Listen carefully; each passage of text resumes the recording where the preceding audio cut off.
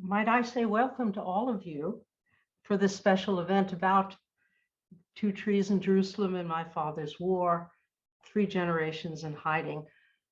I hope all of you have seen the films and are ready for a deep dive into these powerful and poignant narratives. I think they are an achievement of narrative history and histories of courage, and now artistic achievement. It's my pleasure to introduce a number of the people behind the films before you meet the 3 principals in the films. Irene Abram, who is an executive producer, Juan Pablo de Gamboa, who is the director, Sam George, the writer, Antje Scheidler and Maitel Rosenthal are the producers. Nufar Faye is the composer of the music for My Father's War, and Carlos Quiros and Luis David Bornilla are the composers of the music for Two Trees in Jerusalem. Most of these people are with us today. Humanity in Action has brought these films to life with the generous support of our trusting partner, the Alfred Landecker Foundation. It's a pleasure to introduce you to Alex Busold, our program manager, with whom we have worked so closely. Alex. It's also my pleasure to say hi to you from the Afetlandica Foundation. I'm a program manager at the Afetlandica Foundation and have the privilege to support the traces, portraits of resistance, survival, and resolve films, and also really to have the privilege to work together with the whole HIA team. I'm also happy that I'm really part, I would say, of 2 communities and bridge a little bit those communities, as I'm not only part of the Afetlandica Foundation team and the Afetlandica community, but also the Humanity in Action community, also being an HIA senior fellow, and also was supported by HIA with the activist project in the last years. It's also really an honor to be here because to meet you, Cornelia Schmalz-Jacobsen, Hein and David Hein, because it's always so special to meet protagonists of a film, and especially as it's such kind of about so deeply personal stories that you are sharing in this format with many, and it's always very special to meet the people that are behind it. So thank you so much for that opportunity. As one last thing to share is when I was reflecting about why we as Afetlandica Foundation are supporting these films, is I think one thing stands out. And this one thing is that this combination of art and authentic stories really have the potential to reach the hearts and minds of people.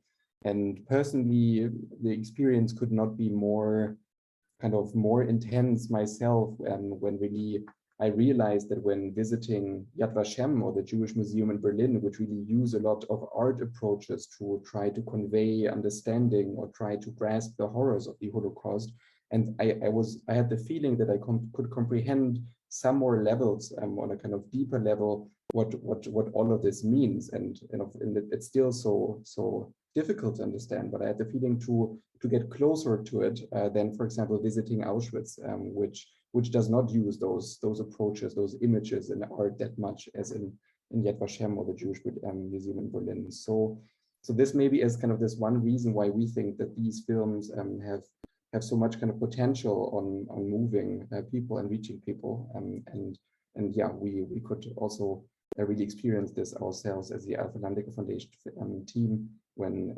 already kind of getting a sneak peek into the films. So pleasure to be here, and thank you so much. Thank you, Alex. And now into the essential reason for being here today. How fortunate we are that Amrai Coen, the distinguished Zeit correspondent in DC, will engage in conversation with Cornelia and with Peter and David.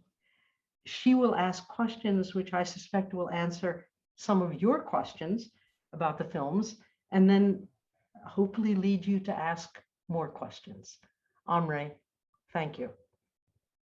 Thank you, Judy. I'm very grateful to be here today and to being able to moderate the discussion about these 2 very moving films, Two Trees in Jerusalem and My Father's War. But let me introduce the amazing people that these films are about. First of all, Cornelia Schmalz-Jacobsen. Cornelia is a Berlin native. She was a child during the Second World War. She has worked as a journalist and later became an influential politician in Germany in the 80s and 90s and 2000s. She was Senator for Youth and Family of the state of Berlin, Secretary General of the Free Democratic Party, member of the German Bundestag, and Commissioner for Foreign Affairs of the federal government. And she is the author of several books, one of them called Two Trees in Jerusalem, which tells the story of her parents who saved some 100 Jewish lives, and which is also the book the film we're talking about today is based on. And then I would like to introduce Peter Hein. Like Cornelia, also Peter was a child during the Second World War. As a Jewish child, he was hidden in the Netherlands during the war, as were his parents. Peter later on became an associate professor in obstetrics and gynecology until his retirement. And since then, he is a guest speaker, writer, and sculptor. He wrote the books The Sixth Year and about his own hiding and the first year after the liberation. And he also wrote the book The Hiding on the dramatic hiding of his parents.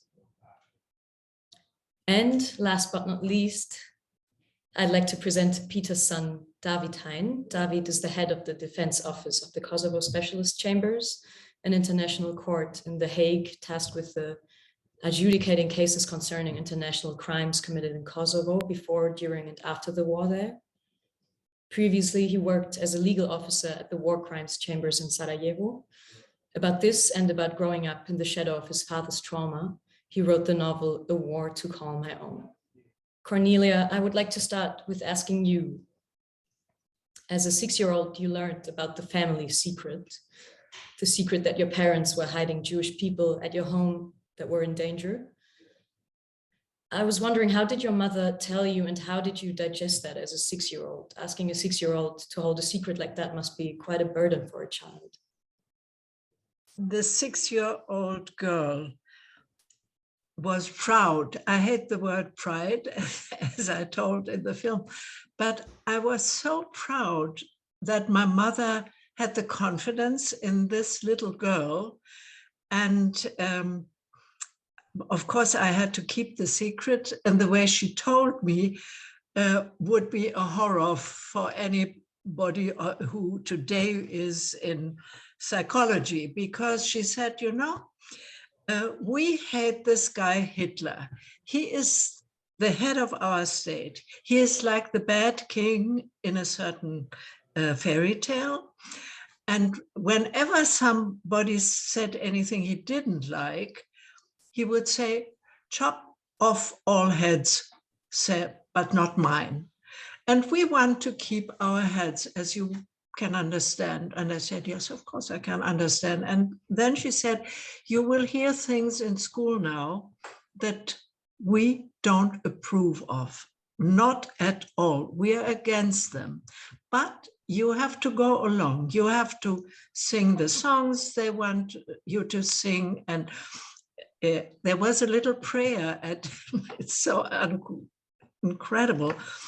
Every morning when school started, remember 6-year-olds, 7-year-olds had to say, fold your hands, bow your heads, think of Hitler, of our Führer, who gives you all the bread we need. Can you imagine? It's so ridiculous. So we had to pray this, and we had to sing idiotic songs. And of course I went along. And at first I was proud of my parents, but mostly proud of the confidence. I realized somehow what this confidence meant. But when the war went on and when I grew a little older, fear came. And not so much, of course, the confidence, but I wasn't proud anymore. I was so fearful that something could happen to my parents. And I paid a visit with my mother and my older sister to Drohobic, to my father. And I saw things that and hear things that a child shouldn't see or hear. You say in the movie that affection and attention is not what you would get at home. I was wondering, what was the relationship between you and your parents like? It's very hard to describe. It was a very good and trustful relation, but it was not the time to cuddle and say, oh, my darling, and you know what would be normal. I realized that I had very good parents and very sweet parents, and at an early age, I could understand they had other things to do. But I have to confess, when I grew a little older, I sometimes thought I'm in their way. They shouldn't have had me. What do you mean? They shouldn't have had another child, like they shouldn't have had me. Because you felt you were a burden to them? Yes, in a way. Yes. It doesn't mean that I didn't love them. In those times, I think you have very, very mixed feelings, as the Heins will also tell, I guess. It's not a straight mother-child, father-child, happy time, no? Peter, would you like to add something to that right now? Well, yes. Well, in fact, my parents were a little bit different. They were very fond of me, too fond of me, which I resisted a little bit because I was their only child and I was saved during the war. So we were survivors and we had each other again, but I didn't recognize them when the war ended. So in the beginning, they tried to cuddle me and to hug me, but I didn't want to have that even. But later on, the relationship was, I think, different than in your case, Cornelia, I think, because, but I know this well, way of raising children was completely different by that time from now. I mean, there was much more distance between parents, especially in Germany, I think. Yes, and I have to add, I had 3 older siblings, and that was different. I always had the idea, die Großen, the big ones, that's another story. And it was another story. I was the little Nachkömmling, the small child. And so I felt, I wish I could be like the brown siblings, but I wasn't. Yeah.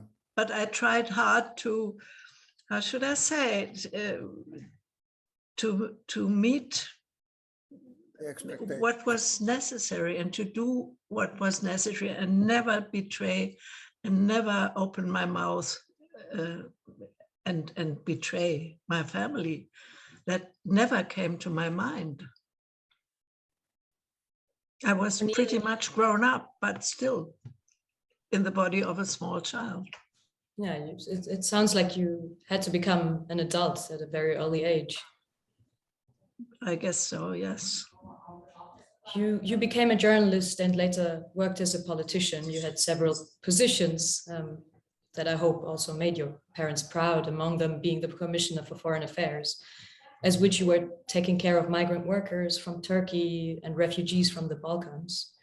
You organized German lessons for immigrant women. You made Germany become a country that was way more open to migrants than it was before.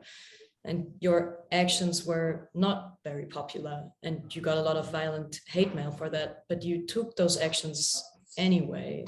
Why do you think were you able to resist that hate? I thought these are violent idiots. I can't really explain it, but I wanted to know what they write.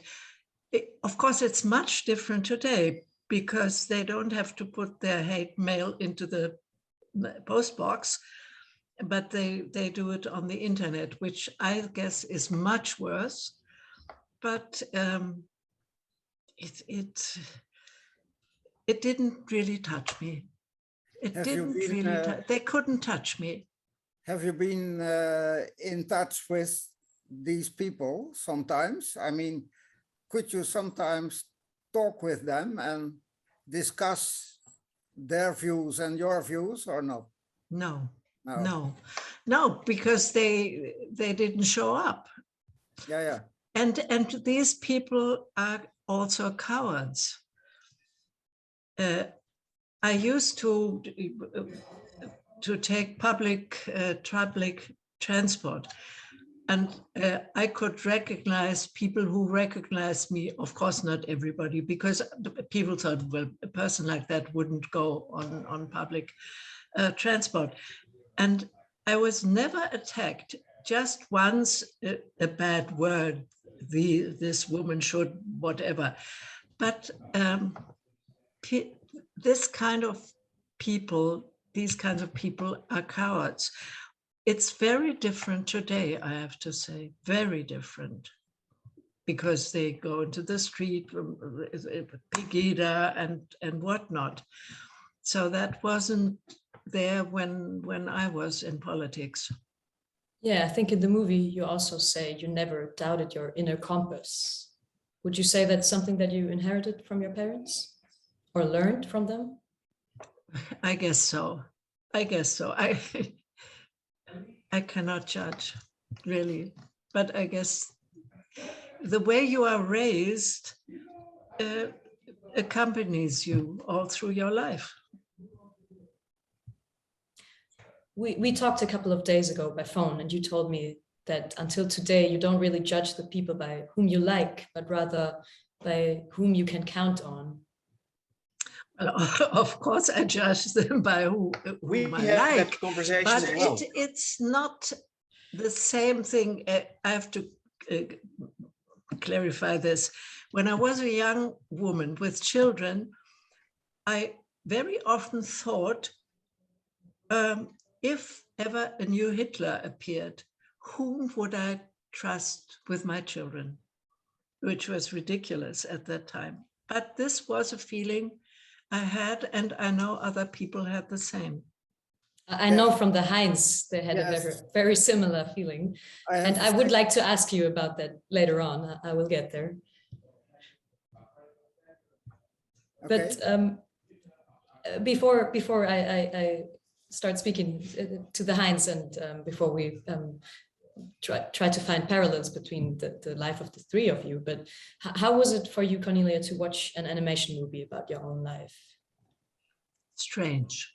It was very strange, I think. I really cannot say more. It's not that I said, oh, great, and I love it. And it's strange. This is what it is. What I would like to point out is when I stopped politics, and I did it because I didn't want to go on, and I did work in several NGOs. My most beloved is Humanity in Action, really, Judy, really, really, Judy. And I hope you know it. And another one called Gegen Vergessen, Against Forgetting, for Democracy. And so I made up my mind to do something not in real politics, but for an NGO. I'm sorry, my English is leaving me, but can you understand? I wanted to do something that I wanted to do and not having to make compromise anymore, because sometimes I had to make compromise. Thank you. Peter, was that experience that Cornelia just described similar to your experience watching an animated film about your own life, to seeing the transformation of your own story into drama? Yeah, of course. I mean, in general, when a book is filmed, you often don't recognize the book anymore. And in this case, you see people drawings of people who you are not. I mean, I had the same feeling. It is strange. It's funny, but I can understand it. I mean, this is the way it is when a story is translated into film. You may expect that you look at it like if it is somebody else who is acting there. I think Cornelia had the same, and David also had the same, I suppose. Yes. And the film has its own life. Yes, and its own merits also. So the film is important, I think. But the persons in it are not one-to-one with the living people, I think. Thing is, it's usually films are made about very exciting stories. But if it's your own story, you forget what the value of the story may be for third parties. So it's a bit uncomfortable almost to look at a movie about your own life while it's only, let's say, it's a relatively small part of your life which is filmed, which is an important part of your life, nonetheless. But it's a small part of your life. So it feels a bit, yeah, as Peter said, it's almost as if the movie is about somebody else, even though it's my story. It feels a bit odd. It's the same because it's not a true documentary. It's truly a movie. That's what the difference is. Yeah. But it's good to hear that we all three have the same, let's say, sentiment about it. And I'm not sure whether it's modesty, because I know myself, and I know my father, modesty is not our first trait, but in general, it's an odd feeling to look at yourself and then as a character. So Peter, you were only 4 years old when you were separated from your parents and went into hiding. You were hiding in many different places with many different people you didn't know, and at some stage you even forgot your own parents during that time. It must have been a very terrible and traumatizing experience. And I was wondering, is there a moment where you would say, this was the worst moment of my years in hiding? Yeah. If you ask me this, I always get the same memory, and that's the memory when I was reunited with my parents. When I saw my parents again after the liberation, they survived, fortunately, as well. And just by coincidence, they were hiding in the same town as I was hiding, just at the other end of the town. And they were in a very bad shape, hungry, while they were human wrecks, in fact, at that moment. So when they found out where I was hiding, they came walking from the other end of the town to my place. I had been wounded by a grenade that exploded next to me. I was paralyzed up to my waist. And when my parents came in, they saw me and wanted to hug me. And I didn't recognize those people. The whole situation was very strange. The people around, the people who were hiding me were very excited because of this happy ending, which was not a happy ending at all. So my parents felt the same. I heard later from them that all those people around, neighbors and everybody was very excited. Now they see each other again. And this reunion was a quite dramatic reunion because I didn't want to know them, and they looked terrible. And all those people just upon us, pushing nearly us to be happy, which we were not at that moment. So this, just as a child, I was 6 then, I felt this, I felt the irony of the situation. And also when they took me with them, I felt it like going into hiding again to a new hiding place. And it took a while till we got acquainted. Yeah. Wow, it is, I mean, so shocking how cruel reality can be when you imagine this moment to be a very happy ending, and it seems to be the worst But there moment that was you experienced. also another moment which is completely different. That is when I was hidden in Haarlem and there was a raid in the street, and our house, the house where I was hidden, was the last of the street. But the inhabitants, the people who were hiding me, knew where the Nazis were, and they came closer and closer, and I was put in bed with many blankets and hot water bottles to make me, it was winter, but to make me very hot so that my face was red. And they warned when those soldiers came, here's a little boy who has scarlet fever. And that was a very, that was a very narrow escape, because they were in front of the door and I knew that there was great danger. And then they didn't come in and they went away. And also these two moments are perhaps there are more, but I won't talk too long now, but We only have 1 hour, Peter. huh? We only have We 1 only hour. have Yes. 1 hour. Yes. So I stop now. But may I ask something? Yes. Peter, I always wondered, how did you realize when you were taken from one place to the next place to the next place? How did they explain this to a little child like you were? Yeah, in fact, they didn't explain. So Ah. all the time it was a new surprise. And at last, I didn't attach myself to anybody anymore, because I knew that I would go somewhere else. In fact, the whole period, it was not a period of fear, but of uncertainty and not knowing who you are, where you are, what is going to happen, and just dehumanization, in fact. And you felt that as a little boy. Also because my hair was cut short and dyed with hydrogen oxide, peroxide. So, yeah. So you looked blonde. Yes, more or less. It was more like reddish. Yeah.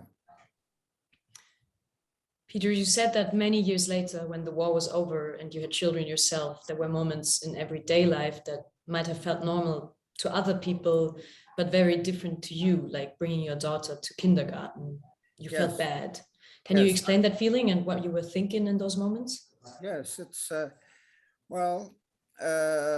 was the first child, and she's sitting over there. I'm seeing her and she's waving now. Eva, hello. And I brought her to the children garden and kindergarten.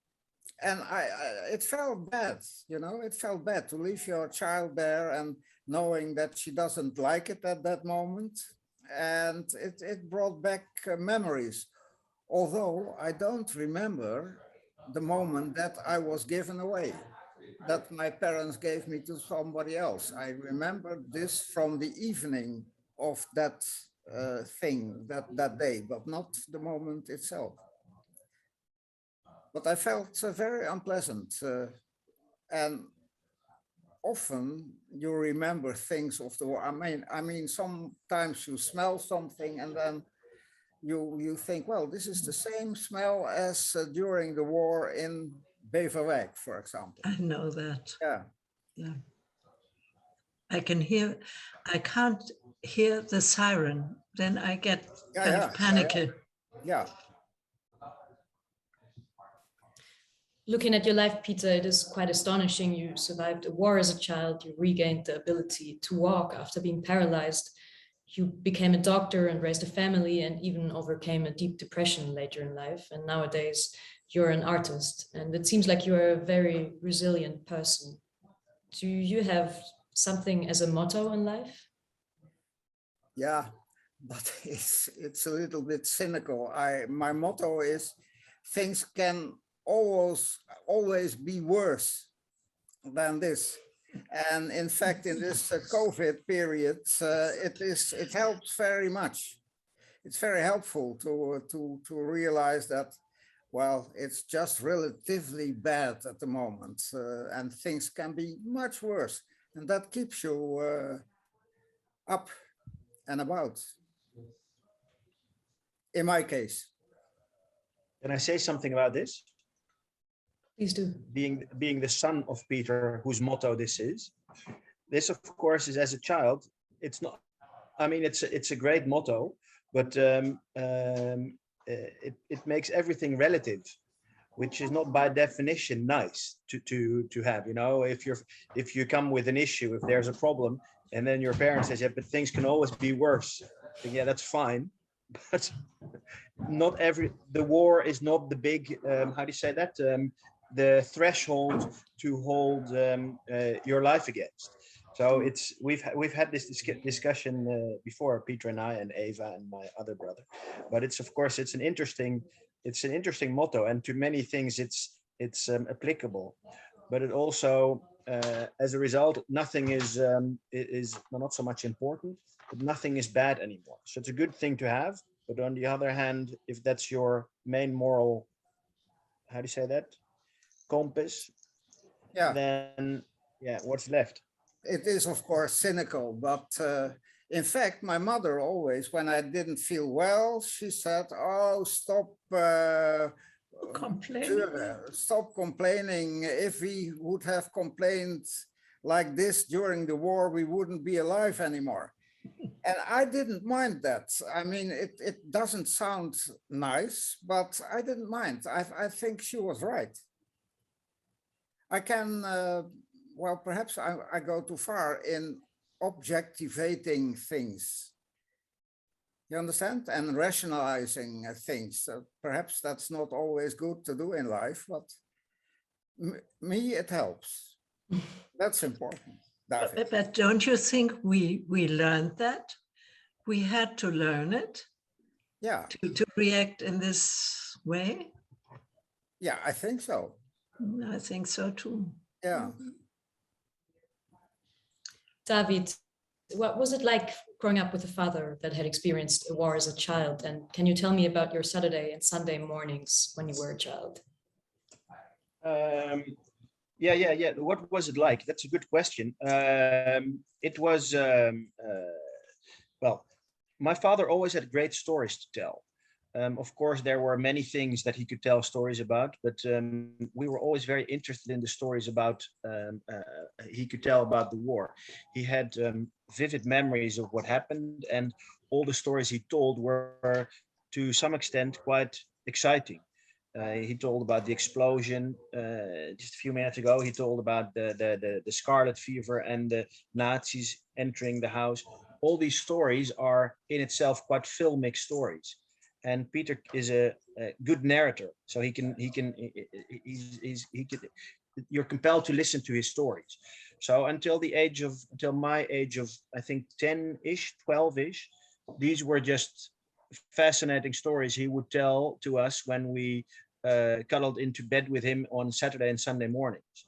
But when he grew older and when we grew older, he got into a depression. And that marred my adolescence, my sister's adolescence, and the youth of my brother to some extent. He was a bit younger, so he didn't really. His memories of that period are a bit different. But with a depressed parent, as people know whose parents are sick in another way, that has quite it leaves traces, so to say, in family life. So it's a bit double. You heard great stories, but you also realized that his life was marred by something which affects our lives as well. So that was very double. But of course, our youth was not just the war. Our youth was also, you know, all the fun things that we did as children. But it did make let's say an important played an important part of it. And my partner, she always says, jokingly a little bit, but she says, let's make sure that for our kids, it's truly history, the war, and not part of your upbringing, which I find very sensible to say and good to do. Yeah. About this depression, perhaps one thing I want to say, in fact, I always thought that the war hadn't affected me. You know, it sounds strange, but and my friends always say, well, you never talked about it, we didn't know it. And in my opinion, all those people who were complaining, or how do you say, zeuren, David? Nagging about the war, the victims. I mean, I didn't feel anything of that, till at a certain moment, all of a sudden, it at last also grabbed me by the neck. You know, just I always thought, I'm not a victim. I'm not suffering. I feel well, and then it's you can't walk away from it, I think. Yeah, it was, I mean, if I'm correct, it was 4.5 decades later, 45 years after the war that it got you. I think in the movie you say they caught me after all these years. They finally caught me. Yeah. May I add something? Yeah. Please do. My mother really almost never talked about the war and what they had done. But I felt it was always there. And it sounds funny, but she talked about the Germans. I mean, she was as German as anybody else, but those were the Germans. And sometimes she said, I guess he was a Nazi. I can feel it, or I can see it. And what I think is so wonderful is that all this time of cuddling people, of hugging children, started with my children, with her grandchildren. She could embrace and do all the love that her children, or maybe I should have had, on her grandchildren. And I think this is a very consoling thought. David, I think it is very interesting that there's a parallel that you and Cornelia both felt drawn to the Balkans later on. Why did you want to go to live in the Balkans, and why did you choose to work there as a young lawyer? I was it's a bit twofold actually that I went there. I wanted to go there because I was interested in the region, because it was a region that Peter told many stories about. I was just saying that his morning stories that he was telling were about the war, but some of the other morning stories he was telling were about his holidays in the former Yugoslavia. So I had very, let's say, fond ideas about what it was, but I've never been there. And at the same time, the period that Peter was basically unraveling, by lack of a better word, was also the same period when Yugoslavia was unraveling. So in the 90s, when Peter was having his depressions, sorry, my kids are not used to my role as an interviewed star of a movie. So they don't respect the fact that I'm being interviewed right now. I keep on walking in and out. Anyways, so Yugoslavia. So I went there because of the stories of Peter, but also because of the fact that it was unraveling at the same time as Peter's life was unraveling. So that gave it an extra, let's say something extra. That's why I was always focused on it. Then at the end of my studies, I studied international law, international criminal law, humanitarian law, and probably fed by the fact that I could see what a war was doing to people. So maybe I wanted to study that because I wanted to better that situation.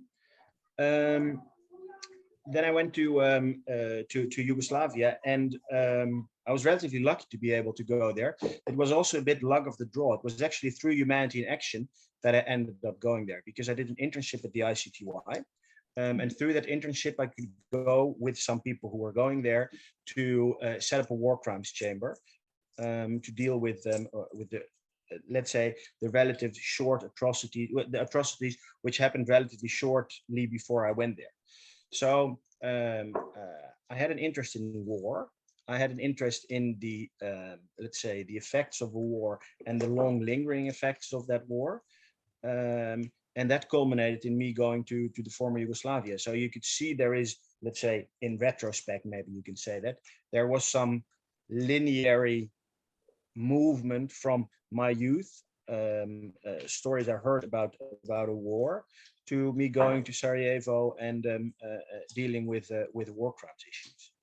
And one thing that we also spoke about that I felt was connecting you with Cornelia, that experience that you judge people by whether you can count on them or not. What is the question that you ask yourself when you meet someone?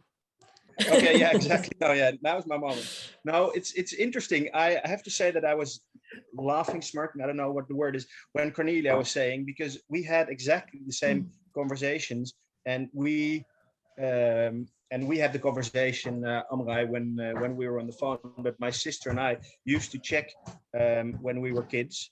We used to check out people to see whether we were able to go into hiding with them.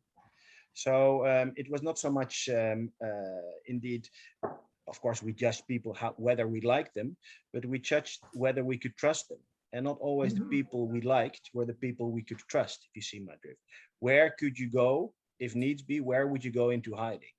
So we were looking for hiding places in houses, but we would also look into hiding places with people. So it's interesting that the same kind of, let's say, the same kind of, yeah, how would you call that? The same kind of mannerism is with Cornelia as it is with us. So clearly these kind of issues are clearly intergenerational, so to say. Yeah, at my work in the hospital, I had a colleague who I didn't like, but I'm sure that if things would go wrong, I would find a good hiding place at his home.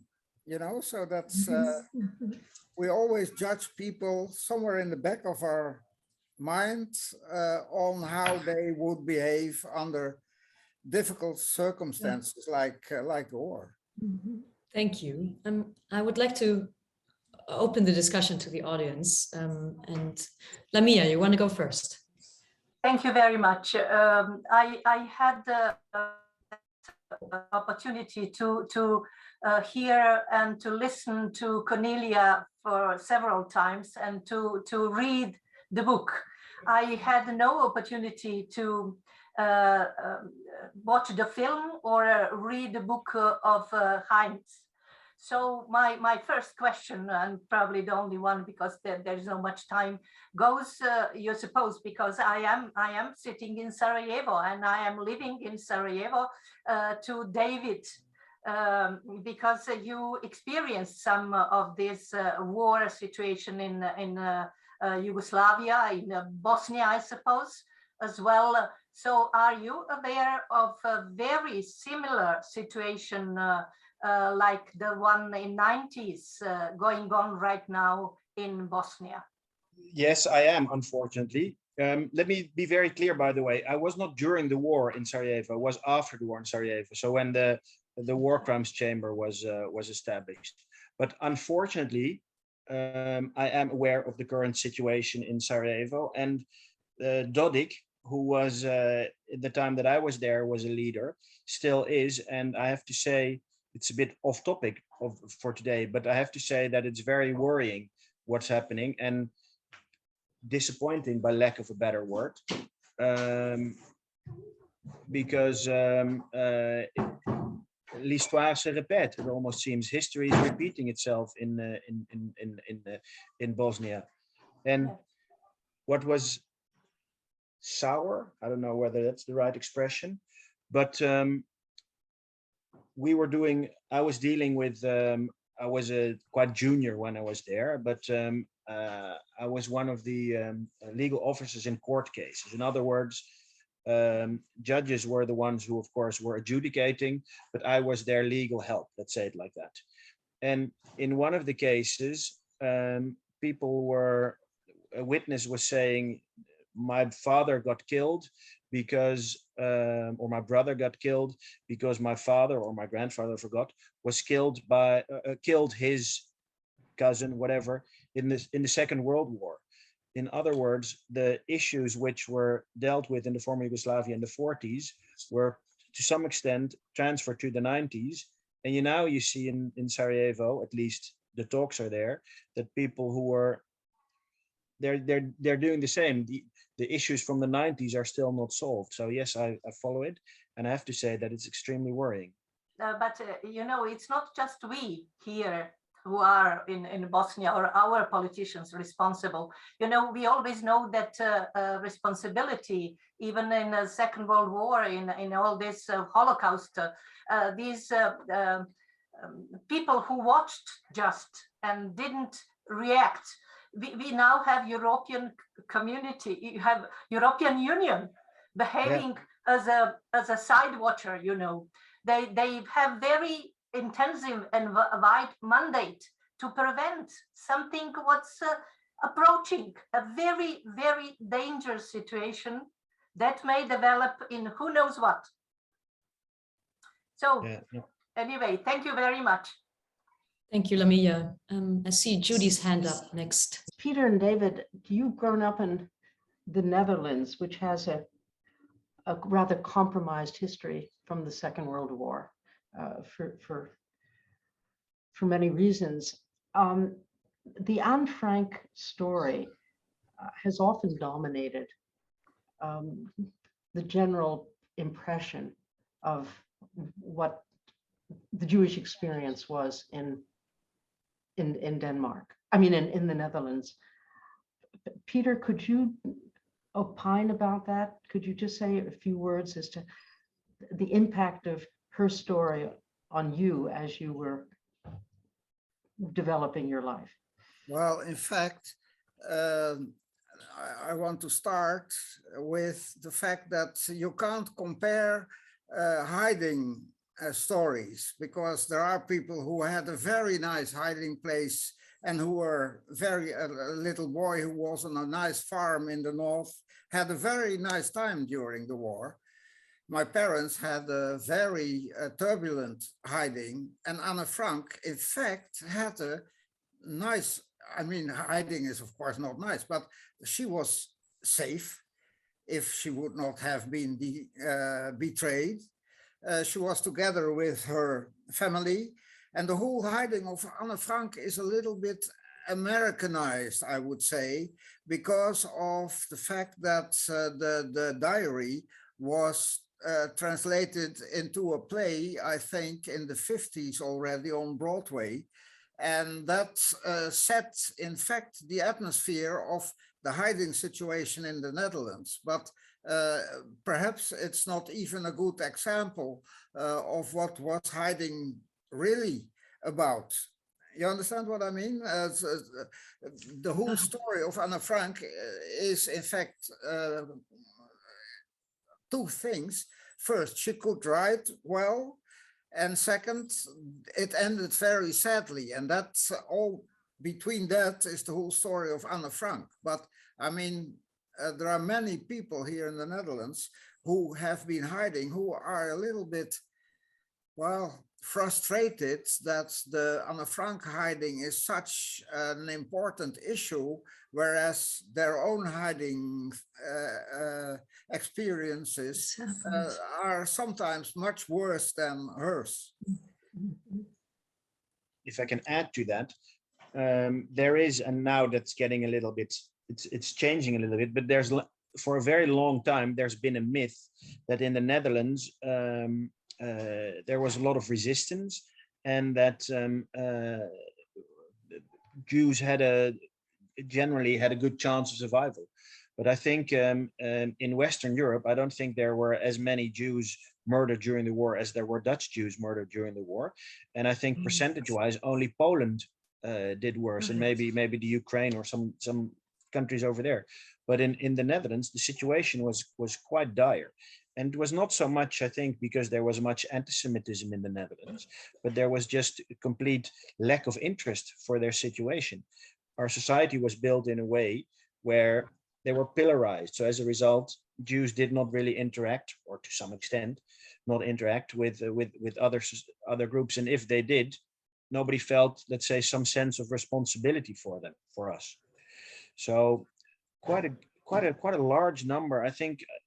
Over 75% of Dutch Jewry did not survive the war. I mean, only, as said, only Poland fared well. Even Germany, strange as it may sound, had a higher percentage of surviving Jews. Also because many German Jews were already suffering from before the 30s, in fact, and many of them, I think 50%, emigrated. Fled, yeah. And that's one of the reasons why Germany has less murdered Jews than the Netherlands in percentage. Yeah. Sorry to interrupt you. No, it's fine. So if I just, the Anne Frank story is extraordinary indeed in the story itself, but it's also, it's not exemplary for the situation in the Netherlands, I think. But this is what life does. There are many, many examples. I mean, Anne Frank, I always felt very, in two minds about her and the story, because there are other stories and I know about other stories. It's the same for the people who helped. I'm sure that if I hadn't written this book, To the Trees in Jerusalem, nobody, only those who have been saved, nobody else would have known even the name of the Helmrichs. They were nothing. They are the huge, big helpers, and that's that.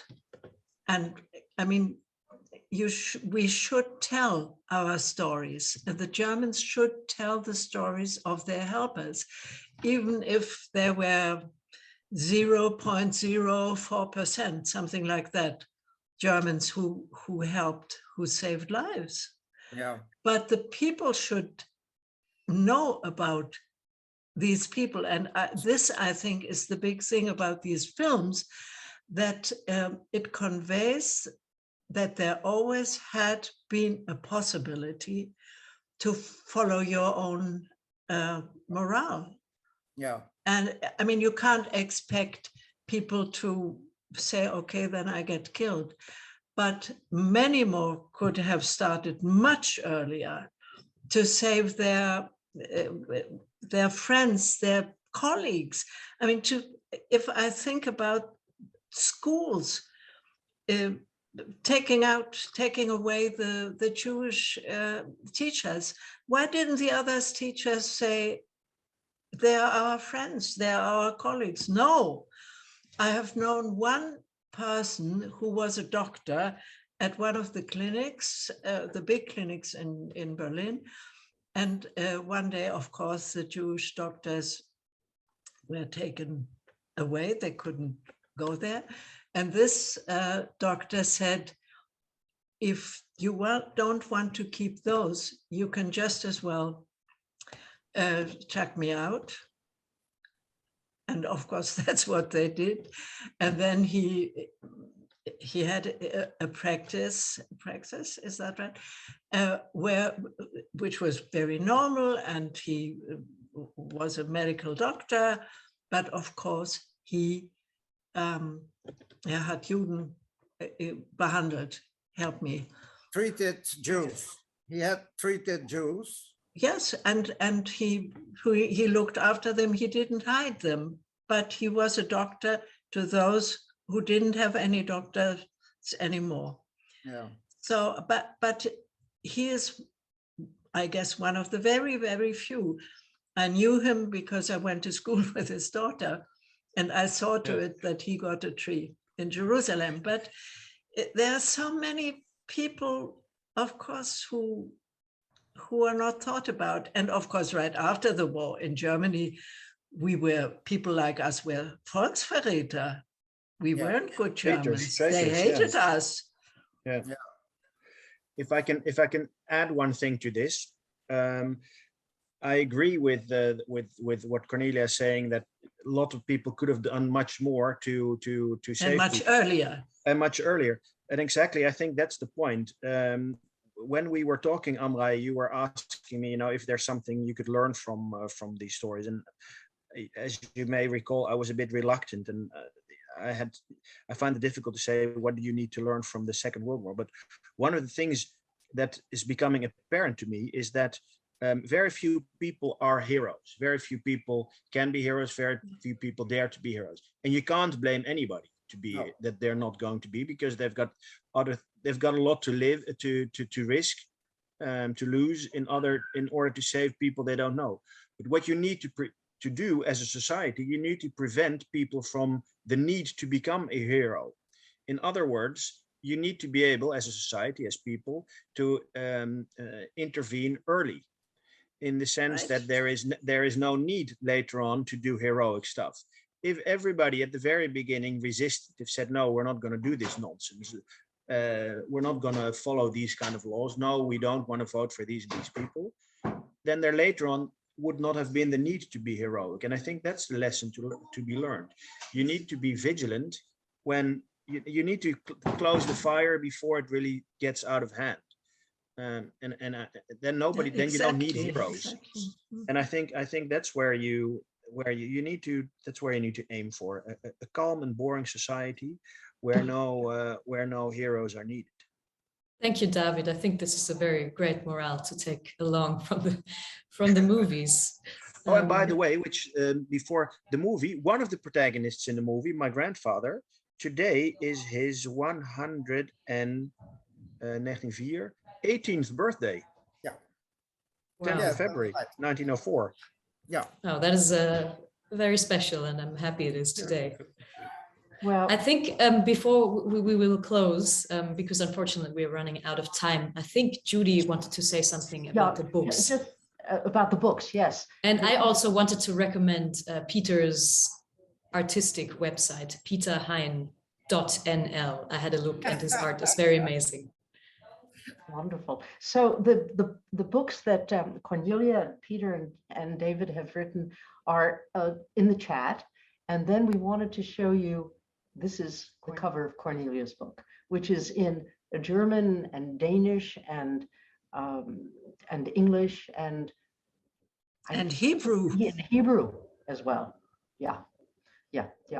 So on behalf of Humanity in Action, I just want to thank all of you for being here, and the three principals, and Amrai for doing such a beautiful job in bringing out such deep thoughts, poignant, I mean, moving and illuminating in ways that I think are very special.